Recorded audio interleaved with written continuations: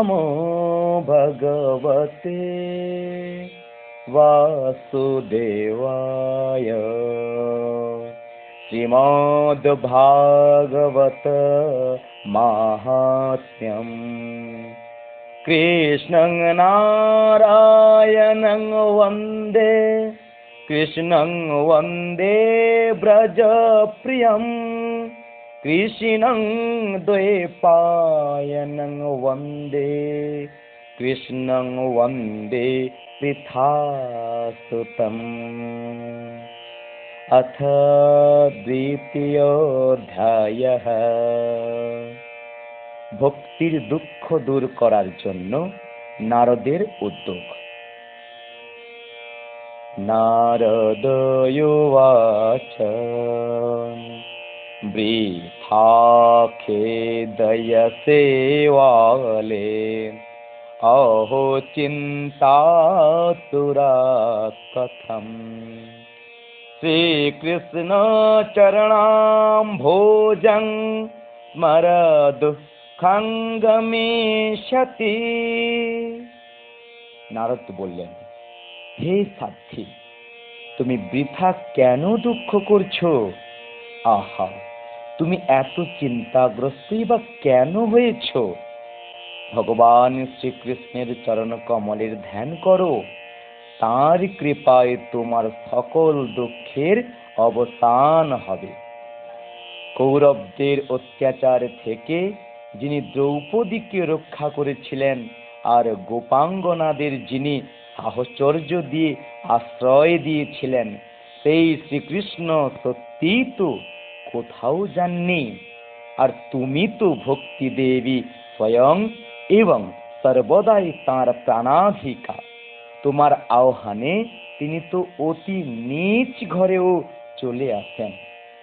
সত্য, ত্রেতা আর দাপর, এই 3 যুগে জ্ঞান আর বৈরাগ্য ছিল মুক্তির সাধন, কিন্তু কলি যুগে তো কেবল ভক্তি ব্রহ্ম সাযুজ্য অর্থাৎ মোক্ষ দান করে।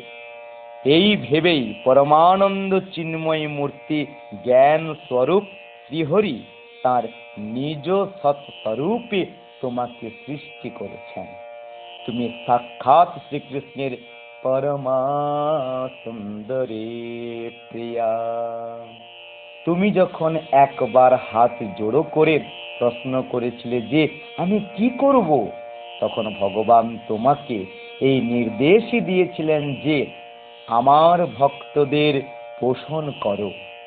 তুমি ভগবানের সেই আদেশ স্বীকার করেছিলে।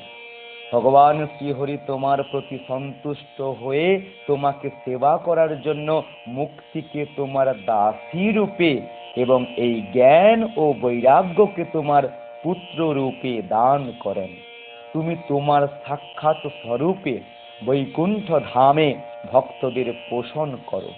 মর্তলোকে তুমি তো ভক্তদের পোষণের জন্য কেবলমাত্র ছায়ারূপ ধারণ করে রয়েছ। সেই থেকে তুমি মুক্তি, জ্ঞান আর বৈরাগ্যকে সাথে নিয়ে পৃথিবীতে এসেছো এবং সত্য থেকে দাপর পর্যন্ত খুবই আনন্দে ছিলে। কলিযুগে তোমার দাসী মুক্তি ভণ্ডামি রূপ রোগে আক্রান্ত হয়ে শীর্ণ হতে লাগলো। এই জন্য তোমারই আদেশে অতি সত্বর বৈকুণ্ঠ লোকে চলে গেছে। এই লোকেও তোমার শরণ মাত্রেই সে উপস্থিত হয় এবং আবার বৈকুণ্ঠ ধামে চলে যায়। কিন্তু এই জ্ঞান ও বৈরাগ্যকে নিজ পুত্র বোধে নিজের কাছেই রেখেছ। উপেক্ষাতঃ কলৌ মন্দ বৃদ্ধো জাতো সুতো তব তথাপি চিন্তং মুঞ্চ ত্বমুপায়ং চিন্তয়াম্যহম। তবুও কলিযুগে এদের উপেক্ষা হওয়ার দরুন তোমার এই ছেলে দুটি উৎসাহহীন ও বৃদ্ধ হয়ে গেছে। কিন্তু তুমি চিন্তা করো না, আমি এদের নবজীবন লাভের উপায় চিন্তা করছি। হে সুমুখী, কলির মতো কোনো যুগ নেই। এই যুগে আমি প্রতিটি ঘরে প্রতিটি মানুষের হৃদয়ে তোমাকে প্রতিষ্ঠিত করে দেব। কলিনা সদৃশঃ কোপি যুগো নাস্তে ওয়ারাননে তস্মিং স্বাং স্থাপয়িষ্যামি গেহে গেহে জনে জনে।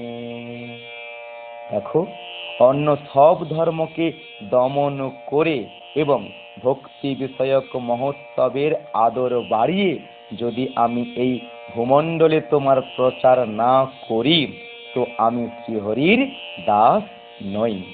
অন্য ধর্মাং তিরস্কৃত্য পুরস্কৃত্য মহোৎসবান তদা নাহং হরের দাস লোকে ত্বম ন প্রবর্তয়ে। এই কলিযুগে যে সকল জীব তোমার সঙ্গে যুক্ত থাকবে তারা পাপী হলেও নিঃসন্দেহে ভগবান শ্রীকৃষ্ণের অভয় ধাম প্রাপ্ত হবে। যার হৃদয়ে প্রেমরূপিণী ভক্তি সততই বিরাজ করে, সেই শুদ্ধ অন্তঃকরণ জীব স্বপ্নেও যমরাজকে দর্শন করে না। যার হৃদয়ে ভক্তি দেবীর নিবাস, প্রেত পিশাচ রাক্ষস বা দৈত্য দানব তাকে স্পর্শও করতে পারে না। তপস্যা, বেদাধ্যায়ন, জ্ঞান ও বৈদিক কর্মাদি কোনো সাধনেই ভগবান বশীভূত হন না। তিনি কেবল ভক্তিতেই বশীভূত হন। গোপাঙ্গনারা এর প্রকৃষ্ট প্রমাণ। সহস্র জন্মের পুণ্য ফলে মানুষের ভক্তিতে অনুরাগ হয়। কলিযুগে কেবল ভক্তি, শুধু ভক্তি সার। ভক্তির টানে সাক্ষাৎ শ্রীকৃষ্ণ সামনে এসে দাঁড়ান।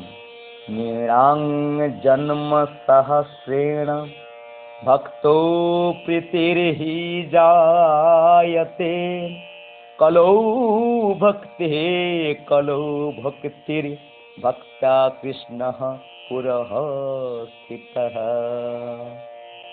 ভক্তির প্রতি যে অবজ্ঞা করে, শত্রুতা করে, এই তিন লোকে তার কেবল দুঃখ আর দুঃখই প্রাপ্তি হয়। পুরাকালে ভক্তকে তিরস্কার করার জন্য দুর্বাসা মুনিকে অনেক কষ্ট পেতে হয়েছিল।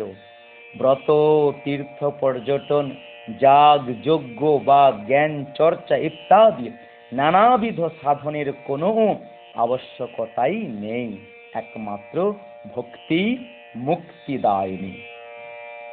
সুত বললেন, নারদ মুনির কাছে এইভাবে নিজের মাহাত্ম্য শুনে ভক্তির সর্বাঙ্গই পুষ্টি লাভ করল এবং তিনি নারদ মুনিকে বলতে লাগলেন, ইতি নারদ নির্ণীতম ত্বমাহাত্ম্যম নিশম্য সা সর্বাঙ্গ পুষ্টি সংযুক্তা নারদং বাক্যমব্রবীৎ।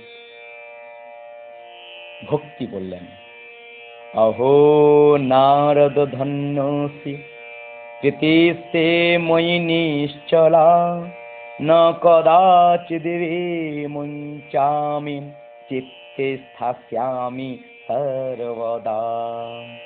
হে নারদ মুনি, আপনি ধন্য।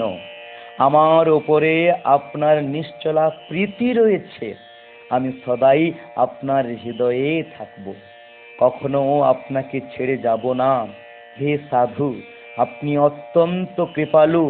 আপনি ক্ষণকাল মধ্যেই আমার সমস্ত দুঃখ দূর করে দিয়েছেন, কিন্তু আমার পুত্রদের অচেতনতা এখনো দূর হলো না। শীঘ্রই আপনি এদের চেতনা ফিরিয়ে দিন, এদের জাগিয়ে দিন। সুত বললেন, তস্যাবচঃ সমাকর্ণ কারণ্যং নারদো গতঃ তয়োর্বোধনমারেভে করাগ্রেণ বিমর্দয়ন।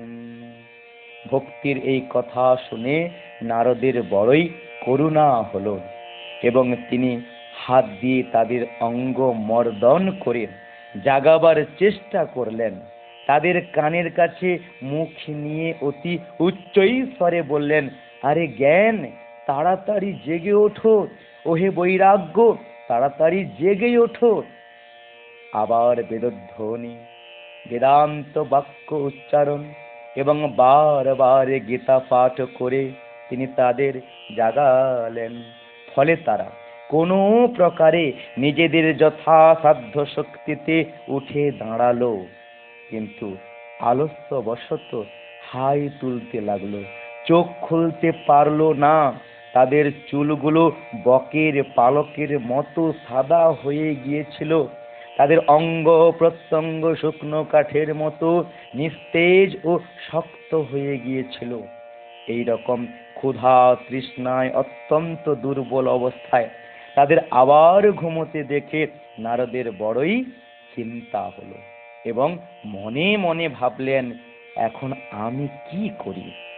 এদের এই নিদ্রা এবং তার চাইতেও গুরুতর বৃদ্ধাবস্থা কি করে দূর করি? হে সৌনক! এই রকম চিন্তা করতে করতে তিনি ভগবান গোবিন্দকে স্মরণ করতে লাগলেন।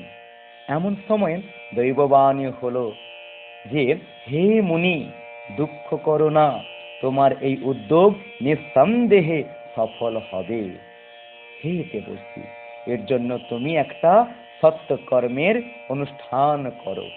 সেই কর্মের কথা সন্ত শিরোমণি সাধুরা বলে দেবেন।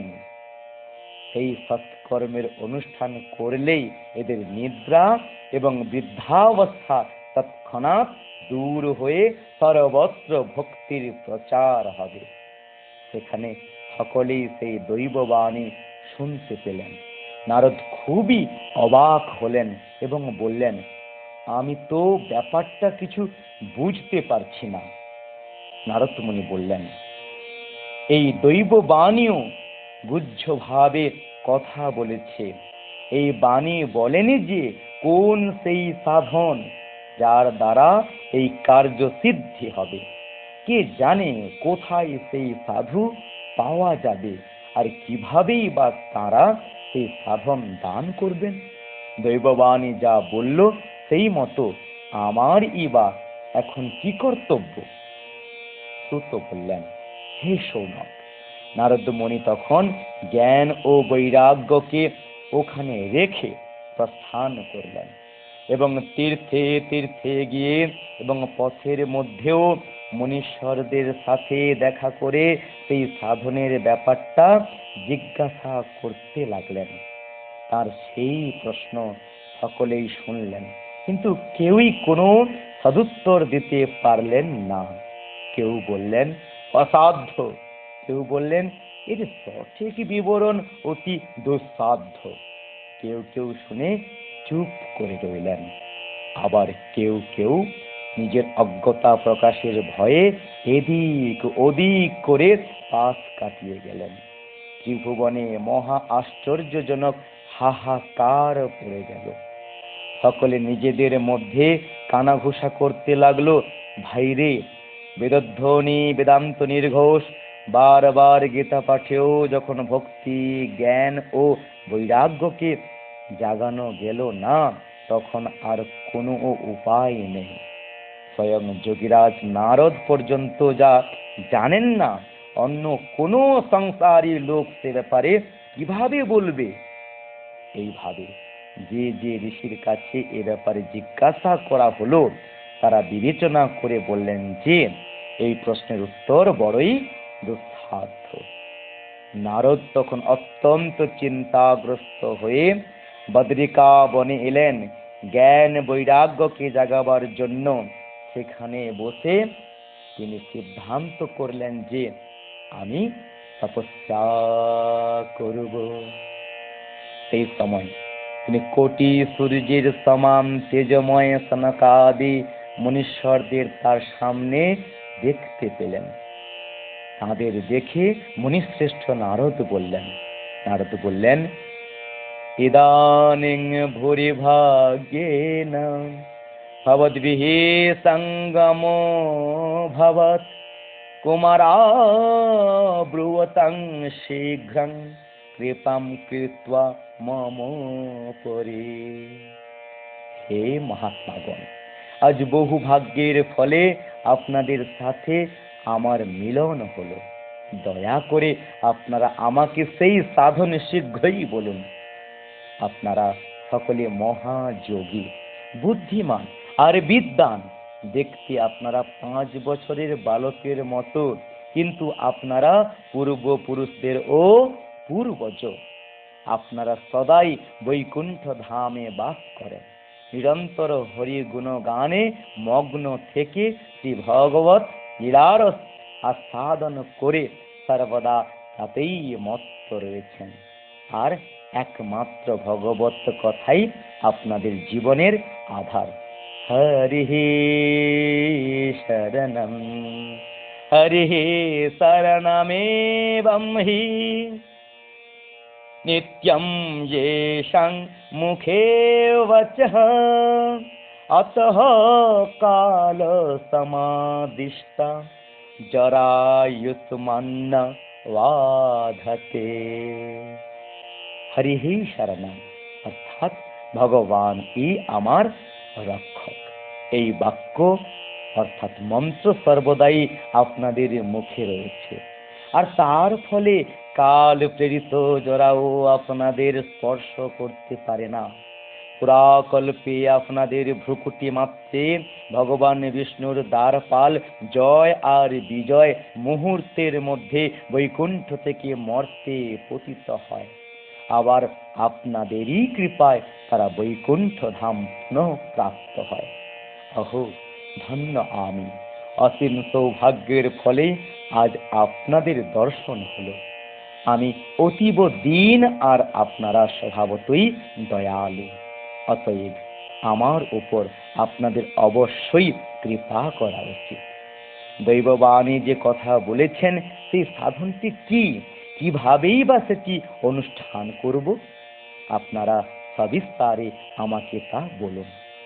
ভক্তি, জ্ঞান ও বৈরাগ্য এদের সুখ কিভাবে লাভ হবে, আর কিভাবে সমস্ত বর্ণের মধ্যে প্রীতি ও যত্নের সঙ্গে এদের প্রতিষ্ঠা করা যায়? সনকাদি কুমারগণ বললেন, দেবর্ষি আপনি চিন্তা করবেন না, মনে আনন্দ রাখুন। এদের উদ্ধারের একটা অতি সহজ উপায় আগের থেকেই বিদ্যমান রয়েছে। হে নারদ, আপনি ধন্য। আপনি বৈরাগীদের মধ্যে শ্রেষ্ঠতম এবং শ্রীকৃষ্ণের দাসগণের শাশ্বত পথ প্রদর্শক এবং ভক্তি যোগের ভাস্কর। আপনি ভক্তির জন্য যে উদ্যোগ করছেন তা আপনার পক্ষে কোনো আশ্চর্য ব্যাপার নয়। ভগবত ভক্তদের সদাই ভক্তির স্থাপনা তো করাই উচিত। মুনি ঋষিরা সংসারে অনেক রকম সাধন মার্গ প্রকটিত করেছেন, কিন্তু সেই সব মার্গই কষ্টসাধ্য এবং পরিণামে তারা প্রায় স্বর্গ প্রাপ্তি করায়। ভগবানকে পাওয়ার যে সাধন তা আজ পর্যন্ত গুপ্তই থেকে গেছে। তার উপদেষ্টা পুরুষ তো অতি সৌভাগ্যের ফলে কদাচিৎ পাওয়া যায়। দৈববাণী আপনাকে যে সৎকর্মের ইঙ্গিত দিয়েছেন, আমরা আপনাকে তা বলছি। আপনি প্রসন্ন মনে একাগ্র চিত্তে শুনুন। সৎকর্ম তব নির্দিষ্টম ওম ওয়াচত যত পুরাম তদুচ্যতে শৃণু সাধ্যম স্থির চিত্তঃ প্রসন্নভিঃ। হে নারদ, দ্রব্যযজ্ঞ, তপোযজ্ঞ, যোগযজ্ঞ এবং সাধ্যায় রূপ জ্ঞান যজ্ঞ এই সবই তো কেবল স্বর্গাদি লাভের কর্মের ইঙ্গিত বহন করে। পণ্ডিতগণ জ্ঞান যজ্ঞকেই সৎকর্মের অর্থাৎ মুক্তিদায়ক কর্মের সূচক বলে মনে করেন। সেই কর্ম হলো শ্রীমদ্ ভাগবতের পারায়ণ, নিয়মিত সময়ের মধ্যে গ্রন্থ পাঠ সমাপ্তি, যার কীর্তন সুখদেবাদি মহানুভাবেরা করেছেন। শ্রীমদ্ ভাগবতের শব্দ কানে গেলেই ভক্তি, জ্ঞান ও বৈরাগ্যের মহাশক্তি লাভ হবে। তার ফলে জ্ঞান ও বৈরাগ্যের কষ্ট দূর হবে এবং ভক্তির আনন্দ হবে। সিংহের গর্জন শুনলে যেমন নেকড়ে বাঘেরা পালায়, তেমনি শ্রীমদ্ ভাগবতের ধ্বনিতে কলিযুগের সমস্ত দোষ নষ্ট হয়ে যাবে। তখন প্রেম রস প্রবাহিনী ভক্তি তার দুই ছেলে জ্ঞান ও বৈরাগ্যকে সঙ্গে নিয়ে প্রতিটি গৃহে, প্রতিটি মানুষের হৃদয়ে ক্রীড়া করবেন। জ্ঞান বৈরাগ্য সংযুক্তা ভক্তি প্রেম রসাবহ প্রতিগেহং প্রতিজনং ততঃ ক্রীড়াং করিষ্যতি। নারদ বললেন, বেদ বেদান্তের ধ্বনি এবং গীতা পাঠ করে আমি তাদের জাগাবার অনেক চেষ্টা করেছি, কিন্তু তবু ভক্তি, জ্ঞান ও বৈরাগ্য এই তিনজন জাগেননি। এই অবস্থায় শ্রীমদ্ ভাগবত শোনালে এরা কি করে জাগবে? কারণ ওই ভাগবত কথার প্রতি শ্লোকে এবং প্রত্যেক পদেই সেই বেদেরই তো সারাংশ রয়েছে। শ্রীমদ্ ভাগবতালাপাত কথং বোধ মেষ্যতি তৎ কথাসু তু বেদার্থঃ শ্লোকে শ্লোকে পদে পদে। আপনারা শরণাগত বৎসল এবং আপনাদের দর্শন কখনো ব্যর্থ হয় না। সেই জন্য আমার এই সন্দেহ আপনারা দূর করে দিন, দেরি করবেন না। সনকাদি কুমারগণ বললেন, শ্রীমদ্ ভাগবতের কথা বেদ ও উপনিষদের সারাংশ নিয়েই তৈরি। সুতরাং বেদ থেকে আলাদা এবং তার ফলস্বরূপ হওয়াতে শ্রীমদ্ ভাগবত অতি উত্তম বলে মনে করা হয়। বেদ উপনিষদাং সারজাতা ভাগবতী কথা অত্যুত্তমা ততো ভাতি পৃথক ভূতা ফলাকৃতি। গাছের শিকড় থেকে শুরু করে শাখা প্রশাখা পর্যন্ত যেমন রসে সিক্ত থাকে, কিন্তু সেই অবস্থায় ওই রস আস্বাদন করা যায় না। সেই রসে বৃক্ষের ফলরূপে পরিণত হলে সংসারে সকলের কাছে প্রিয় হয়। যথা দুগ্ধে স্থিতং সর্পির স্বাদায়োপকল্পতে পৃথগ ভূতং হি তদ্গব্যম দেবানাং রসবর্ধনম। দুধের মধ্যে ঘি তো থাকেই, কিন্তু দুধের মধ্যে তার আলাদা স্বাদ পাওয়া যায় না। দুধ থেকে পৃথক হয়ে যখন ঘি উৎপন্ন হয়, তখনই তা দেবতাদেরও স্বাদবর্ধক হয়ে যায়। চিনি আখের সর্বত্র ছড়িয়ে থাকে, কিন্তু আখ থেকে পৃথক করে প্রস্তুত চিনির স্বাদ খুবই বিশেষ ধরনের হয়। এই রকমই হলো ভাগবত কথা।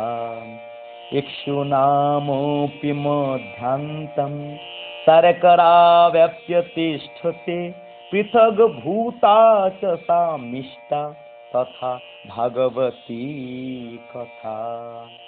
এই ভাগবত পুরাণ বেদের সমান। ভক্তি, জ্ঞান ও বৈরাগ্যের প্রতিষ্ঠার জন্যই শ্রীমন মহর্ষি বেদব্যাস এটি প্রকাশিত করেছেন। পুরাকালে এক সময় যখন বেদ, বেদান্ত, পারঙ্গম এবং গীতার মতো গ্রন্থের রচয়িতা ভগবান ব্যাসদেব দুঃখিত অন্তরে অজ্ঞান সমুদ্রে নিমগ্ন ছিলেন, সেই সময় আপনি তাকে 4টি শ্লোকে এর উপদেশ দিয়েছিলেন। সেই উপদেশ শুনেই তাঁর সমস্ত দুশ্চিন্তা দূর হয়ে যায়। সুতরাং এতে আপনার অবাক লাগছে কেন? আর আপনি প্রশ্ন করছেন কেন? শোক ও দুঃখ বিনাশকারী শ্রীমদ্ ভাগবত পুরাণই আপনার পক্ষে তাদের শোনানো উচিত। त्रते विस्मयः केन यतः प्रश्न करो भवान् श्रीमद्भागवतं श्राव्यं শোক দুঃখ বিনাশনম। নারদ বললেন, হে মহানুভব, আপনাদের দর্শন জীবের সমস্ত পাপ তৎক্ষণাৎ দূর করে এবং সংসার দুঃখরূপ দাবানলে তাপিত ব্যক্তির ওপর শীঘ্রই শান্তি বাড়ি বর্ষণ করে। অনন্ত নাগের সহস্র মুখ নিঃসৃত ভগবত কথামৃত গানি আপনারা নিরন্তর পান করেন। প্রেম লক্ষণ ভক্তির প্রকাশের উদ্দেশ্য নিয়ে আমি আপনাদের শরণ গ্রহণ করছি। বহু জন্মের অর্জিত পুণ্যের উদয় হলে মানুষের যখন সৎসঙ্গ লাভ হয়, তখন তার অজ্ঞানজনিত মোহ ও মদ অর্থাৎ গর্ব রূপ অন্ধকার নাশ হয়ে বিবেক জাগ্রত হয়। ভাগ্যোদয়েন বহু জন্ম সমর্জিতেন সৎসঙ্গমং চ লভতে পুরুষো যদা বৈ অজ্ঞান হেতু কৃত মোহ মদন্ধকার নাশং বিধায় হি তদোদয়তে বিবেকঃ। শ্রীমন মহর্ষি বেদব্যাস প্রণীত পারমহংস সংহিতা শ্রীমদ্ ভাগবত মহাপুরাণের শ্রীমদ্ ভাগবত মাহাত্ম্যে কুমার নারদ সংবাদ নামক দ্বিতীয় অধ্যায়ের বঙ্গানুবাদ। ওম হে কৃষ্ণ করুণা সিন্ধু দীনবন্ধো জগৎপতে গোপেশ গোপিকা কান্ত রাধা কান্ত নমোস্তুতে। ত্বমেব মাতা চ পিতা ত্বমেব বন্ধুশ্চ সখা ত্বমেব বিদ্যা দ্রবিণং ত্বমেব সর্বং মম দেব দেব। ওম নমো ভগবতে বাসুদেবায়।